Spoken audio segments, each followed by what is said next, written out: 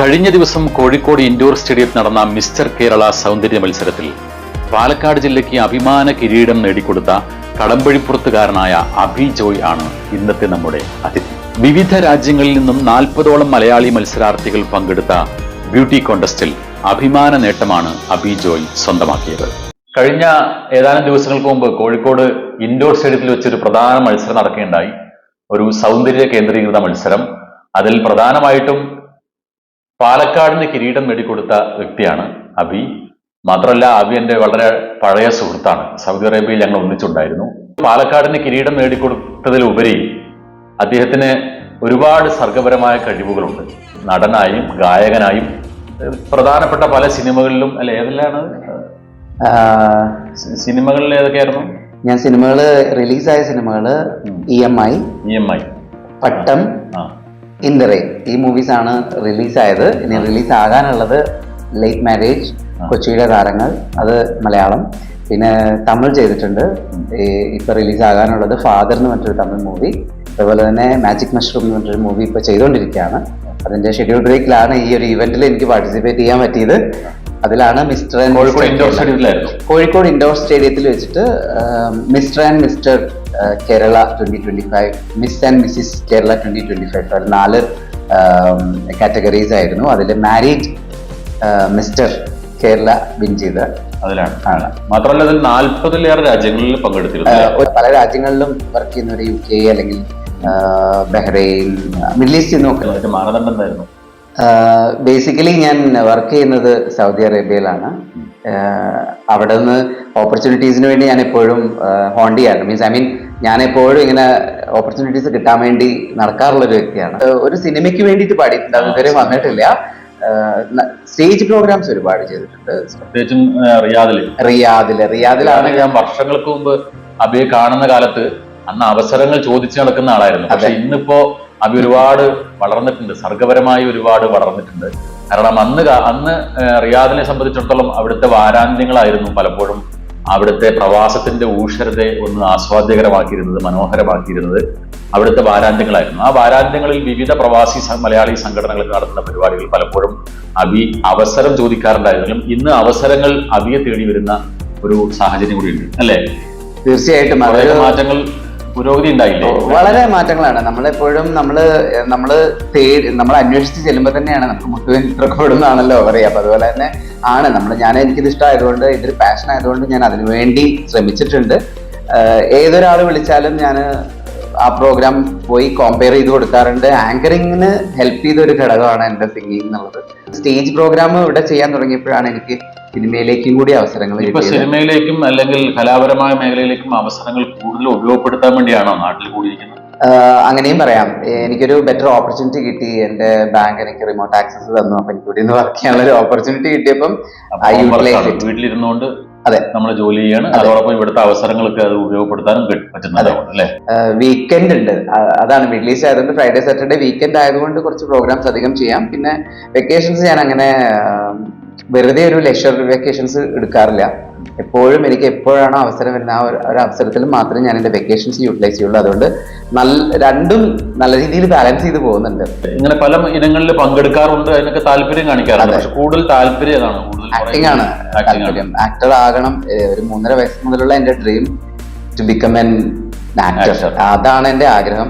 അതിലേക്കുള്ള വഴികൾ അറിയില്ല, പക്ഷെ ചില അവസരങ്ങൾ കിട്ടി അടുത്ത കാലത്ത് അല്ലേ? ഞാൻ 2018 മുതലാണ് സിനിമയിൽ അഭിനയിക്കാൻ തുടങ്ങിയത്. അതിൽ 3 പടങ്ങളാണ്.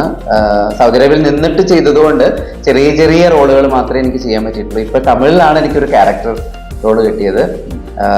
എനിക്ക് അതിനകത്ത് നല്ലൊരു എക്സ്പെക്ടേഷൻ ഉണ്ട്. കടമ്പഴിപ്പുറം പുല്ലുണ്ടശ്ശേരിയിലാണ് അബി താമസിക്കുന്നത്. പല നേട്ടങ്ങളിൽ ഏറ്റവും ശ്രദ്ധേയമായ നേട്ടം പാലക്കാടിന് തന്നെ ഒരു അഭിമാനകരമായ ഈ സൗന്ദര്യ മത്സരത്തിൽ, കോഴിക്കോട് നടന്ന സൗന്ദര്യ മത്സരത്തിൽ കിരീടം ചൂടാൻ കഴിഞ്ഞു എന്നതാണ്. ആ പ്രോഗ്രാമിന്റെ സ്വഭാവം എങ്ങനെയായിരുന്നു? ആ പ്രോഗ്രാമിന്റെ മാനദണ്ഡം? സാധാരണ നമ്മൾ miss India, miss Kerala, miss world, mister കാറ്റഗറിയിൽ വളരെ റെയറാണ്. നോർമലി എല്ലാവരും ചിന്തിക്കും മിസ്റ്റർ കേരള എന്ന് പറയുമ്പോൾ ബോഡി ബിൽഡിംഗ്, ഒളിമ്പിക്സ് ടൈപ്പ് ആണോ എന്ന് വിചാരിക്കും. പക്ഷെ ശരീര സൗന്ദര്യം തന്നെയാണ് ഓവറോൾ സൗന്ദര്യം ഇൻ ദ സെൻസ്. എനിക്ക് അവിടെ കൊടുത്ത ഒരു ഇൻട്രോയിൽ ഞാൻ പറഞ്ഞത് beauty is not on the face but the way you carry yourself എന്നാണ്. അതാണ് ബ്യൂട്ടി എന്നുള്ളതാണ്, നമ്മുടെ എക്സ്റ്റേണൽ ബ്യൂട്ടി അല്ല. അവിടെ ഒരുപാട് കാര്യങ്ങളുണ്ട്, മാനദണ്ഡങ്ങൾ, നമ്മുടെ ഡ്രസ് കോഡ്, നമ്മുടെ ഡിസിപ്ലിൻ, നമ്മുടെ പങ്ക്ച്വാലിറ്റി, നമ്മുടെ എന്താ പറയാ പേഴ്സണാലിറ്റിയുടെ പല ഘടകങ്ങളുണ്ട്. പിന്നെ നമ്മുടെ റാമ്പ് വാക്ക് എക്സ്പീരിയൻസ്. നമുക്ക് ഗ്രൂം ചെയ്യാനായിട്ട് ദാലു കൃഷ്ണദാസ്, ഇതിലും വലിയൊരു അനുഗ്രഹം കിട്ടാനില്ല. ദാലു കൃഷ്ണദാസ് സാർ ഗ്രൂമറായിട്ട് വരുന്ന ഒരു ഇതിൽ പങ്കെടുക്കുക എന്ന് പറയുന്നത് ഇറ്റ്സ് എ റിയൽ ബ്ലെസ്സിങ് ആണ് ആക്ച്വലി. മാനദണ്ഡങ്ങൾ എന്ന് പറയുന്നത് ബ്യൂട്ടി എന്നല്ല, overall personality and your discipline, your punctuality, പിന്നെന്താ പറയാ നമുക്ക് കുറച്ച് പ്രസൻസ് ഓഫ് മൈൻഡ് വേണം. സമയം എടുത്തുള്ള പരിപാടിയായിരുന്നു ഇത്. ഐ തിങ്ക് നമുക്ക് 3 റൗണ്ടാണുള്ളത്. ആ റൗണ്ടിൽ എല്ലാ പാർട്ടിസിപ്പൻസും പങ്കെടുക്കും. ഫസ്റ്റ് റൗണ്ട് വന്നിട്ട് ട്രഡീഷണൽ റൗണ്ടാണ്. ട്രഡീഷണൽ റൗണ്ടിൽ വന്നിട്ട് നമുക്ക് ഇൻട്രോ ചെയ്യണം. ആ ഇൻട്രോയിലാണ് ഒരാളുടെ കോൺഫിഡൻസ് എന്ന് പറയുന്ന സാധനം വ്യക്തമാവുന്നത്. അവിടെ നമ്മൾ നമ്മളെ എങ്ങനെ പ്രസന്റ് ചെയ്യുന്നു, നമുക്ക് കിട്ടുന്ന ഒരു അച്ചീവ്മെന്റ്സ് പറയാനുള്ള നമ്മുടെ ഒരു കോൺഫിഡൻസ്, നമുക്ക് മറ്റുള്ളവർക്ക് പറയാൻ കൊടുക്കാൻ പറ്റുന്ന ഒരു എന്താ പറയുക ഒരു ഫ്രേസ്, ഇതെല്ലാം ഉൾക്കൊള്ളുന്നതാണ് ഒരു ഇൻട്രോ എന്ന് പറയുന്നത്. എപ്പോഴും നമ്മൾ അലർട്ടായിട്ടിരിക്കണം. നമുക്ക് എവിടുന്ന് ഒരു ക്വസ്റ്റ്യൻ, സ്ട്രോങ് ആയിട്ടുള്ള ഒരു ക്വസ്റ്റ്യൻ, കാരണം ടൈറ്റ് ആണ്. 40 കണ്ടസ്റ്റൻസ് വിവിധ കാറ്റഗറിയിലുള്ളവരാണെങ്കിലും കണ്ടസ്റ്റൻസ് സ്ട്രോങ് ആണ്. ആ എക്സ്പീരിയൻസ്ഡ് കണ്ടസ്റ്റൻസ് ആണ്. എല്ലാവരും കുറെ പേര് പ്രൊഫഷണൽസ് ആണ്. വളരെ ഒത്തിരി ചെറിയ ആൾക്കാരുമില്ല, 1-2 പേര് വളരെ യങ് ആയിട്ടുള്ള ഉണ്ടായിരുന്നു. സൗന്ദര്യ മത്സരത്തിലേക്ക് വരാനുള്ള, മിസ്റ്റർ കേരള എന്നുള്ള കോമ്പറ്റീഷനിൽ വരാനുള്ള കുറച്ച് റീസൺസ് ഉണ്ട്. ഞാൻ ഹെഡ്ലൈൻ ഫാഷൻസ് ആണ് എന്നെ ആദ്യമായിട്ട് മോഡൽ എന്നുള്ള രീതിയിൽ റാമ്പ് വാക്കിന് ഇൻവൈറ്റ് ചെയ്യുന്നത്. അവിടെയാണ് എന്റെ സ്റ്റാർട്ടിങ്. ആ റാമ്പ് വാക്ക് എന്നെ കുറച്ച് ഹെൽപ്പ് ചെയ്തു. മത്സരങ്ങളുടെ സ്റ്റാർട്ടിങ് മത്സരങ്ങൾ തുടങ്ങുന്നതിന് മുമ്പ് 2 വർഷം മുമ്പ് ഞാൻ റാമ്പ് വാക്കിൽ മോഡലായിട്ട് പോകുന്നുണ്ടായിരുന്നു. മോഡൽ എറണാകുളത്ത് വെച്ചിട്ടായിരുന്നു റാമ്പ് വാക്ക് ഉണ്ടായിരുന്നത്. പിന്നെ ഒരെണ്ണം തൃശ്ശൂരുണ്ടായിരുന്നു. അതിൽ ഫേസ് ഓഫ് തൃശ്ശൂർ എനിക്ക് മിസ്റ്റർ ടാലന്റ് എന്നുള്ള സബ് ടൈറ്റിലാണ് കിട്ടിയത്. അപ്പോഴും ടൈറ്റിൽ വിൻ ചെയ്യണം എന്നുള്ളത് ആഗ്രഹം ഭയങ്കരമായിട്ടുണ്ടായിരുന്നു. പക്ഷെ അന്നൊരു ടൈറ്റിൽ കിട്ടി, മിസ്റ്റർ ടാലന്റ്. അത് സിംഗിങ്ങും ആങ്കറിങ്ങും ഒക്കെ ഉള്ളതിന്റെ പേരിലായിരിക്കും എനിക്ക് ആ ടാലന്റ് കിട്ടിയിട്ടുണ്ടാവുക.